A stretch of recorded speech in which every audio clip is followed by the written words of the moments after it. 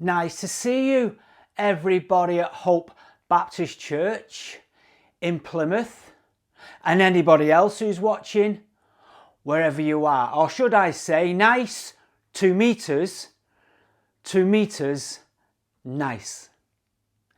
If you'd been sat in that floodlit room in Dave the Speed Freak's flat, you'd have seen the scars for yourself. Dave the Speed Freak was one of the original old school Mancunian clubbers. You should have seen him. He was thin, he had false teeth in, and he dressed like Starsky in Starsky and Hutch. Do you remember Starsky and Hutch? It was a Saturday night and I was in my local pub in town. It was just before closing time and Dave came over. "Barry, do you fancy coming back to mine to do some speed?" Back then, I was injecting heroin and speed loads of times every day, so this was a no-brainer. I'd never been to Dave's before, but I knew that he lived in Beswick, which is just outside town. So we got in my car and we drove to Beswick. When we got there, he slapped the dash. "Stop here, I live just over there." So I stopped and we pulled up in the middle of Fort Beswick. Fort Beswick was a massive concrete streets in the sky housing estate that they built in the 60s. But now it was all derelict. All the windows were boarded over. There was no lights on anywhere. There was graffiti all over the place. I thought, you can't live on there. Come with me.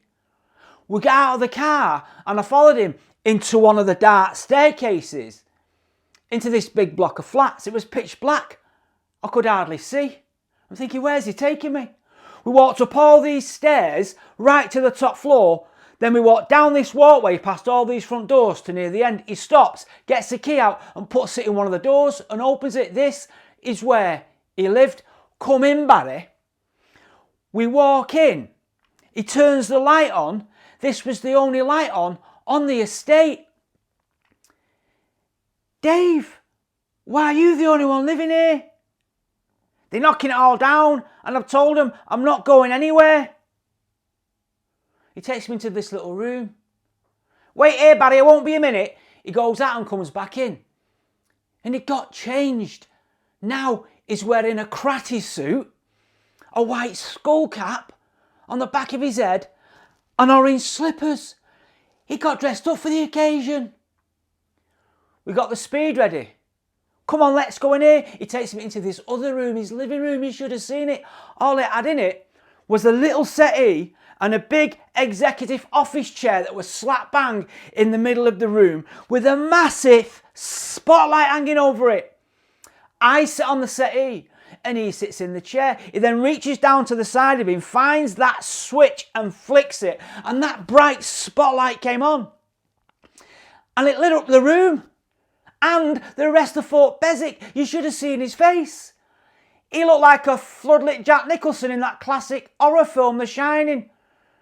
Only with the skull cap on. "Here's Johnny." He took his speed and I took mine. And that spotlight was so bright, man, I'll never forget looking at my arms and the backs of my hands and seeing all the scars that were there through injecting loads. Some are still there. I see these now though as my battle scars. I don't know what happened to Dave or how long he ended up staying on Fort Beswick for, but I do know that going back to that floodlit room in Dave the Speed Freak's flat reminds me of my battle scars. The online dictionary says that a battle scar is a wound suffered from battle. Do you know? It's not just me who's got battle scars, is it? No, we've all got them of one kind or another because we've all been in some sort of battle that's left us with a scar. Some are visible and others aren't. Do you know which ones I mean? So what can we learn from our battle scars? Here are 4 lessons for you to walk away with. Number 1, battle scars prove that you can stay standing. If you would have met Jeff, you'd have liked him. Jeff was mixed race, he had really short hair and a neat handlebar moustache. He was a bit of a villain and he worked at a nightclub in Moss Side called the Reno. Jeff was 11 years older than me. He'd been on the scene for years. So I knew who he was. In fact, most people did. He was well respected. I bumped into Jeff quite a few times when I was out and about. So he kind of knew of me, but we didn't really get to know each other until we did a jail sentence together. That's when we became really good friends. We first started getting friendly when we were on remand in Strangeways prison. In those days, you got one shower a week. Once I went down to get my shower and Jeff was there and he had his towel wrapped around his waist. We got chatting and then I clocked his stomach.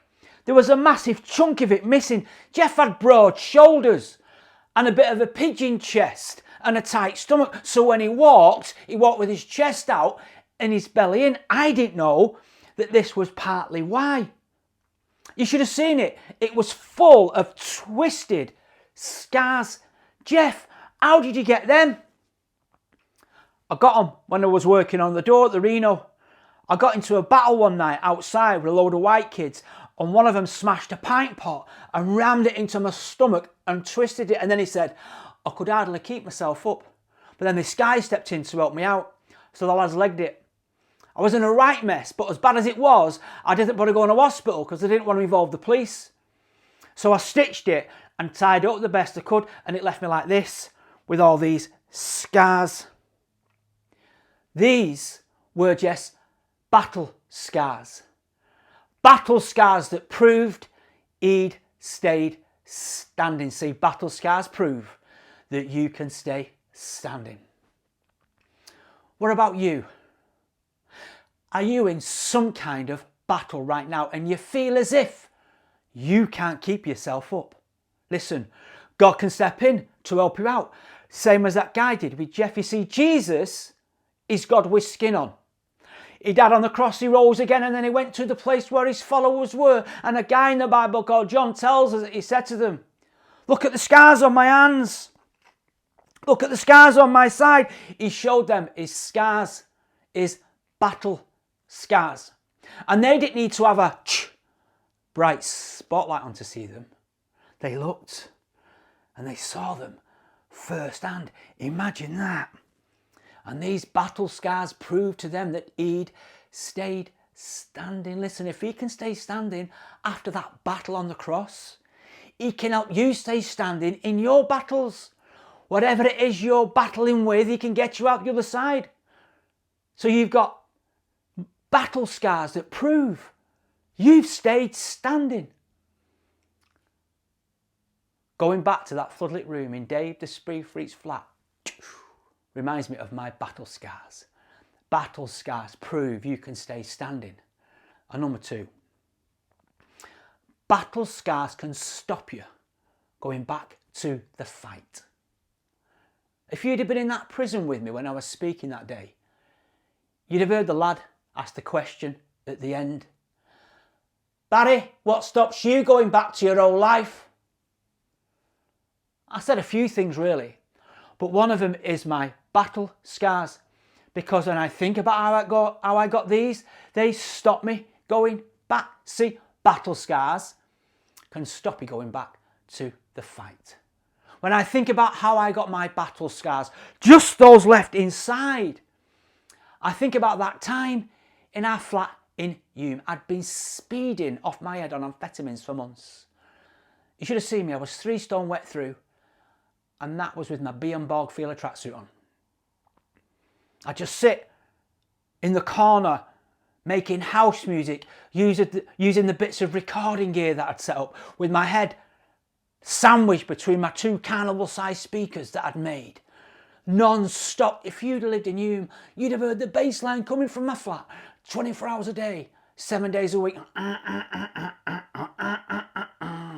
You can see why I ended up in a mental health hospital.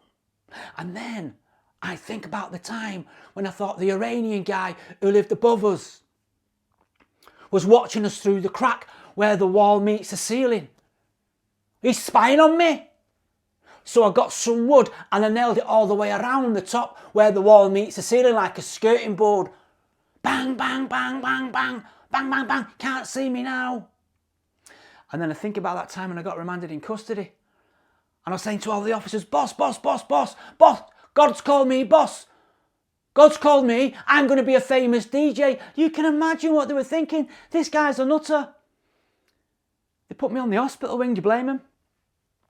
And then I think about that time in prison on the exercise yard. Instead of walking round with the lads, I'd sit in the middle with my legs crossed, my fingers touching and my head shaved bald at 22, thinking I was Buddha. Nobody had come near me. Do you blame him? And that was me that looked like Jack Nicholson in The Shining with the bald head. Here's Barry, stay away from him.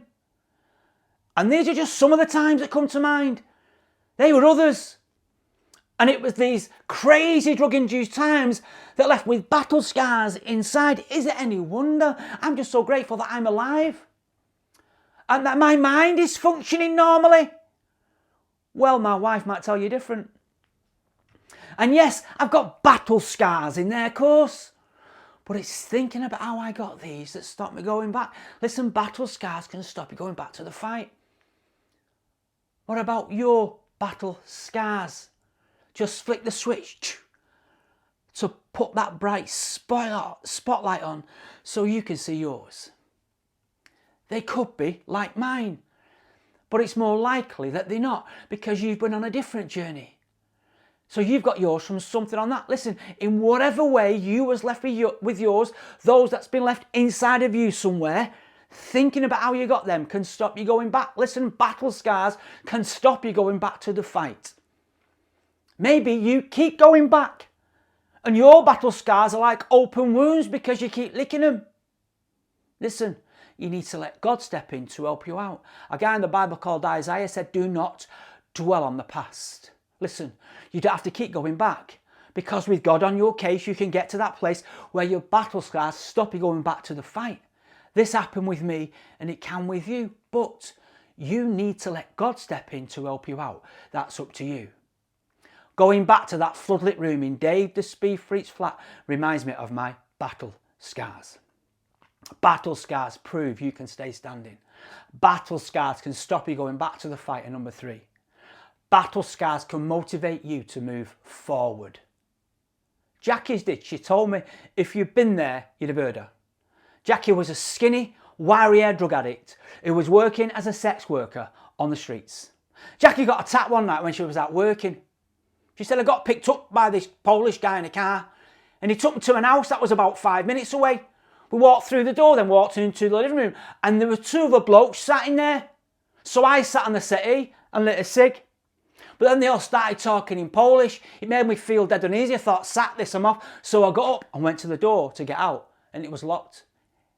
He locked me in. The next minute, the 3 guys came rushing out, grabbed hold of me and dragged me back into the room. You can imagine what happened next, Barry.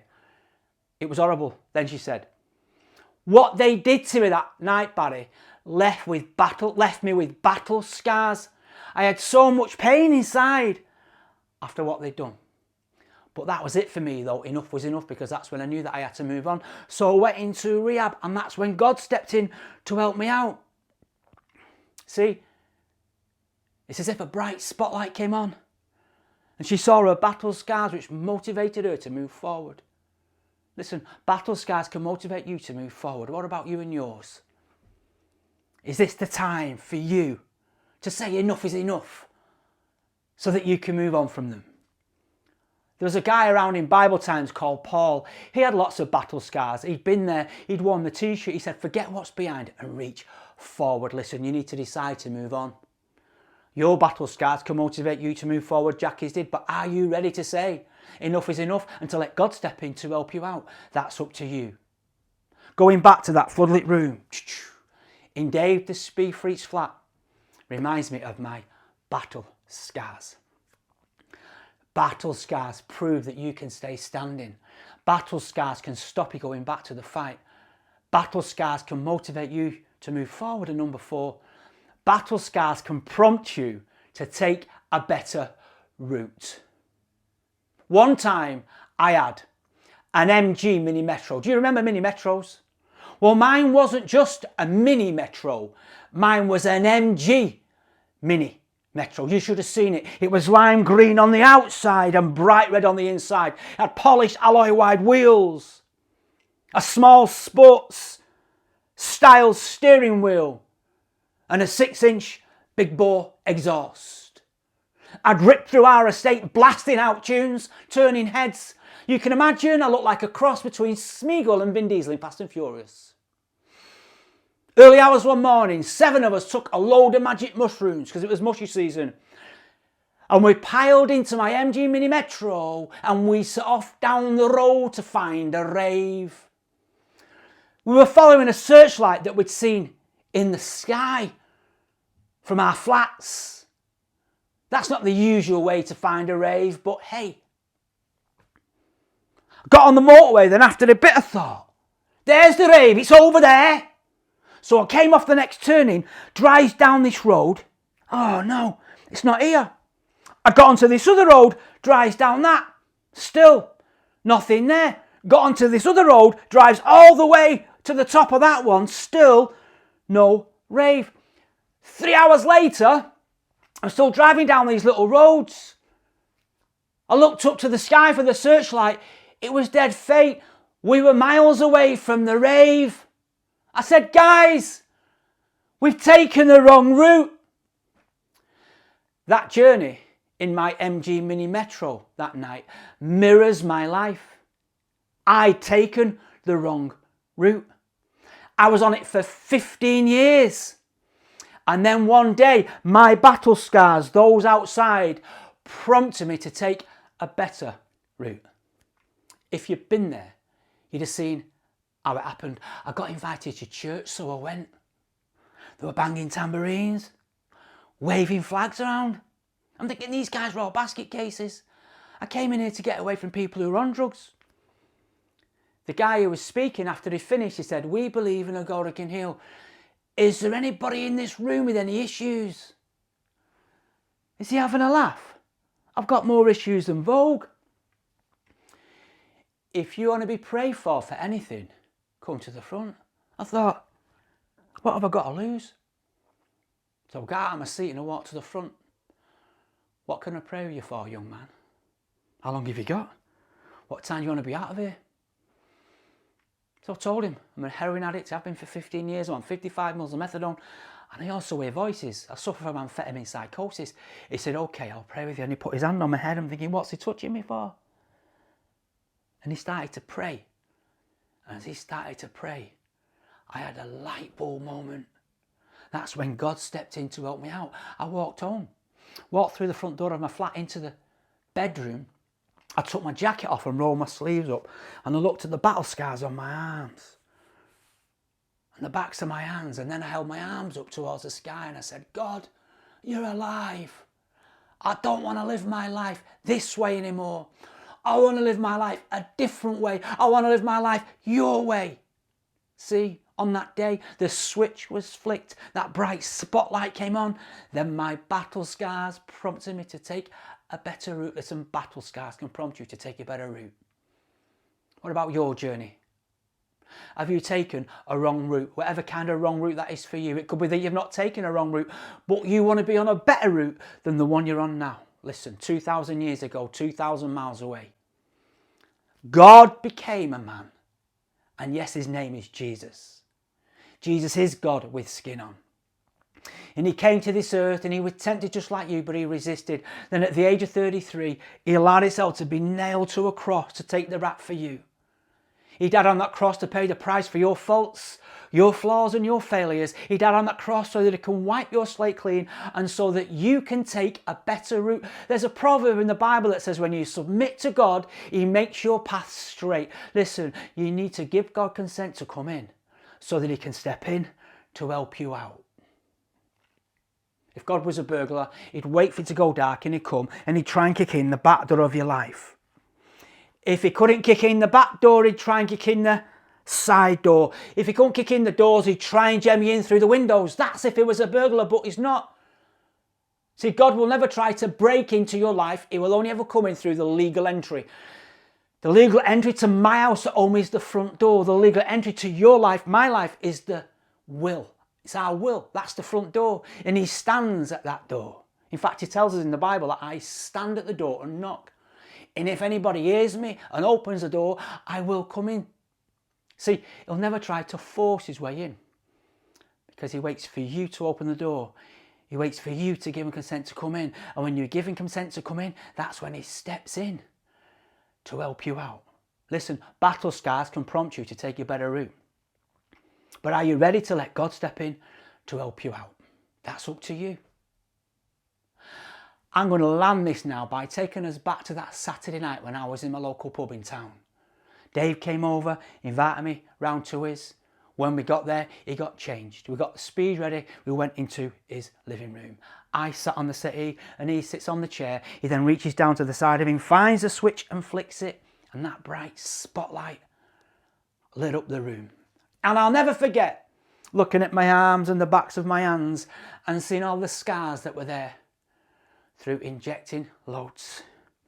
These are now my battle scars. Listen up. Listen up.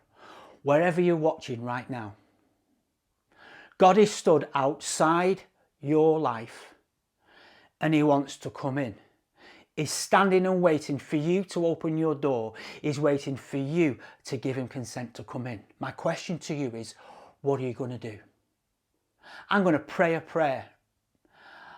And I'm going to ask two groups of people to pray this prayer with me. The first group, those of you watching, wherever you are, those of you watching, and you've never prayed a prayer where you've given God consent to come in. You could have prayed crisis prayers. I've prayed loads of those. God, give me bail. This isn't a crisis prayer. This is you as an individual giving God consent to come into your life. It could be that during lockdown you've been jumping onto church services and watching them. It could be that wherever you are, you may have attended one or two when the law has allowed it. You've got to church during lockdown. It could be that you were attending church before lockdown, but you've never given God consent to come in. Pray this prayer. Let him flick your switch. The second group of people are those people. You have prayed a prayer at some point in the past, but you know that right now you're not living how God wants you to live. Listen, the Bible says there's no condemnation for you. That's clear. So what I say to the second group, if that's you, pray this prayer and get back on track. And God will forgive and forget. And then you can just crack on with the rest of your Christian journey. So they're the two groups. Those people, you have never prayed a prayer before. You've never given God consent to come in. First group. The second group, those who have, but you're not living how I want you to live. So you're going to pray this prayer to get back on track. And there's a third group. It's the Christians watching. You might be with somebody right now who's going to pray this prayer for the first time or for the second time. So can you pray it as well to encourage them? Here we go. Repeat this prayer phrase by phrase after me, please. Dear God, I come to you today and I admit that I'm not perfect. God, I ask that you forgive me for my faults, for my flaws, and for my failures. God, I ask that you wipe my slate clean. Because right now, I'm opening my door. I'm giving you consent to come in. Because from this day on, I want to take a better route. I pray this in Jesus' name. Amen. If you've prayed that prayer and you're part of the first group or the second group, keep watching to find out what you need to do next.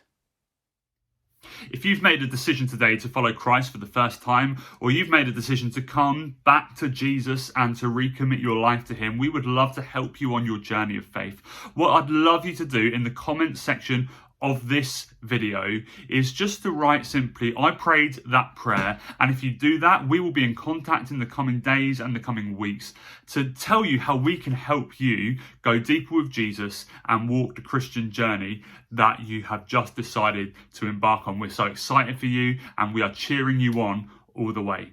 Equally, if you've been watching this evening and something within you has stirred within you, you recognise the battle scars that this season has brought about, you recognise the hurts and the pain that you have been through in the last few months, we would love to pray for you too, and we would love to pray with you. And my heart is that in this next season going forward, that we'll look back on those scars and we'll look back on these times and we'll see God in the very midst of it. Please know we're praying for you. And if you'd like to chat, if you'd like to find out more, if you would like to talk through anything that has been brought up as a result of this video tonight, please do get in contact. We are family and we're here for one another.